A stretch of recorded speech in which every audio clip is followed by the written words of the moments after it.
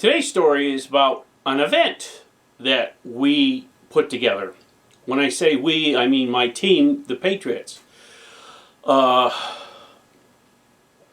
all honesty though, it was, I would say, 90% me. I bought a lot of props. I bought a lot of stuff for the game. Incidentals, clipboards, armbands, you name it, I bought it. I made up a whole crap load of props. I brought stuff. I actually bought a decommissioned missile, like rocket. It was about 4 foot long. I made up a nuclear bomb with a timer and the whole 9 yards. I blew a lot of money on it, but it was actually for a good cause. Our one team member had passed away, and all the money we raised that day went to his widow. We also had, which was great, we had 3 sponsors that sent us stuff like gear, replicas, and things like that, which was awesome. So the name of this event was called Aggressive Negotiations, and I'm going to put a picture up of what we sent out when we were hyping the game.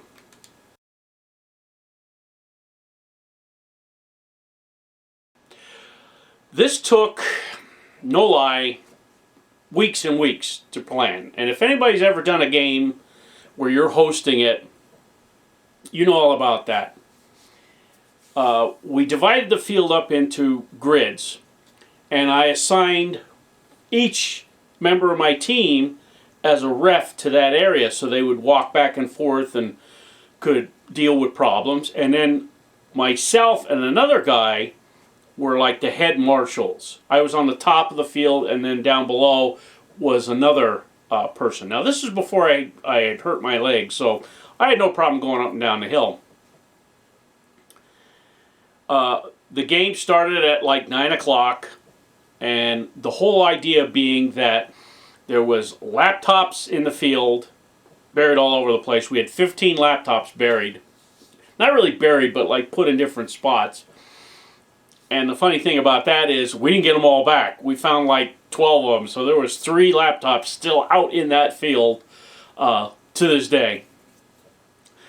And the idea was you get the laptop, and that's part of being able to set the nuke. The second part is we had power stations, one closer to the tan side, one closer to the green side. And what you had to do is you had to take that power station, control it, and then wire it to the nuke bunker. And when I say wire it, we had 50-foot coils of white cotton rope. You basically tie it around the tree by the power station and take it up as far as it'll go to another tree.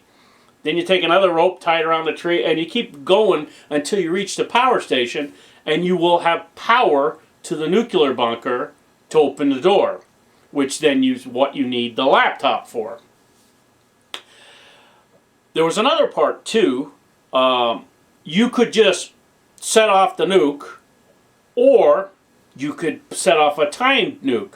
Now, to set off a timed nuke, there was a special laptop with a little holder and a radio things that sat on the side of it.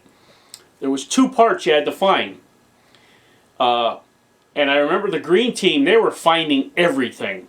All the laptops, they found the one to open the bunker. They found all kind of wire, the white rope to be able to hook up to the power station. They actually took both power stations, and they were running line to the power station, getting ready to open the door. Now, we also had that you could buy stuff. You were given, your squad leader of your team was given so much money, and he could buy stuff. Now, that could be anything from extra rope for the power station. It could be satchel charges. You could buy an airstrike, okay? And you also could buy satchel charges and pipe bombs. Now, the pipe bombs, they were a pack of pipes just put together with a little timer on them that didn't do anything.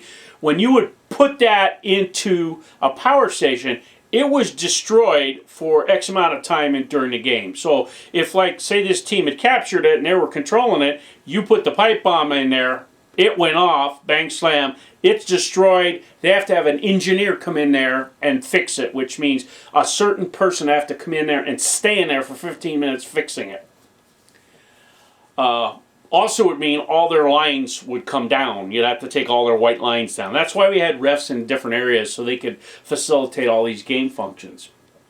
Well, Green was doing everything, and like I remember the one ref said to me, he said, Green has everything. He said they're finding all the laptops, they got the nuke code breaker, they got everything from the door, they're running lines up to the nuke bunker. But Tan had made the push to stay around the nuke bunker. And they were doing a lot of their stuff right there. They were keeping Green from getting the last line to the nuke bunker, which then they could try to open up the door. So Tan spent their money on satchel charges. 2. They bought 2 of them. And they put them on the door. And both satchel charges will open the door, force it open. And I remember asking the Tan guy, because I was at the nuke bunker at that particular stage of the game, and I said, what do you want to do? You want to just set it off? You got to just set it off or defend it, because you don't have the radio control to like do a timed thing. He said, set it off.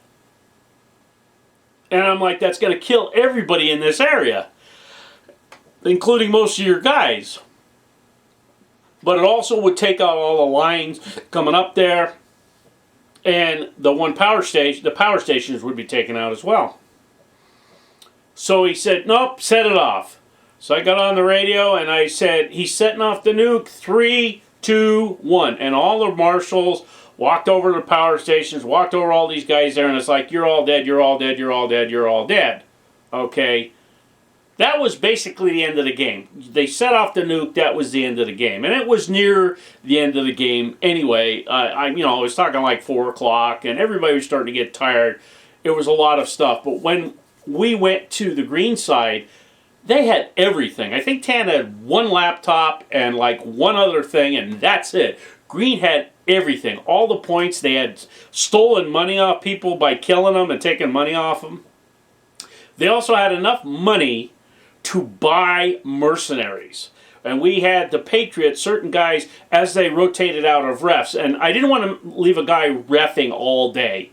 So I would rotate around, like you ref here for a while, then you ref down there. And if somebody needs a mercenary, you be a mercenary and somebody will move into your ref spot. Well, they hired mercenaries, and 2 of our guys got on it and just went crazy being mercenaries. It was a lot of fun. One of the big things that I remember about that game is we got like about $1,300 to give to the widow of our teammate. And everybody got prizes. We had so much stuff to give away. Everybody had a good time. People still talk about that, and that's back in 2010. That's 12 years ago. And we always said we were going to do a second part, but as the years went by, we lost the field where it was at, and we're trying to figure out where else we could take it at. And the whole idea was the second iteration of this was going to be the nuke went off, so now we have like a Fallout game. And everybody was all gung-ho for it, but nobody wanted to run it or help me out on it, so we sort of like just let it slide. We're thinking about another one right now in a local place that we have, and I'm trying to talk to the owner about renting a couple of fields off him just for like a set group to go in there and play object-based games. So, Aggressive Negotiations was a good game, a lot of fun. I've helped run games after that as a ref with somebody else in charge, but being the person in charge that kept stuff moving along was a lot of headache. I had, and I was working full time at this particular junction, so like I was spending a lot of money, a lot of time, everything, trying to get this set. So I was asked, like, hey, you want to do it again?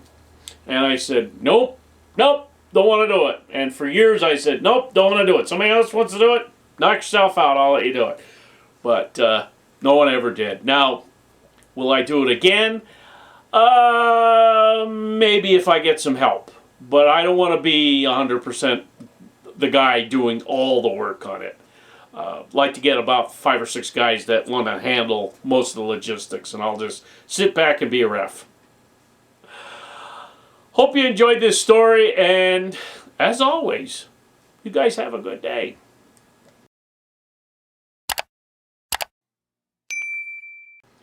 Trying a different light setting on the light ring.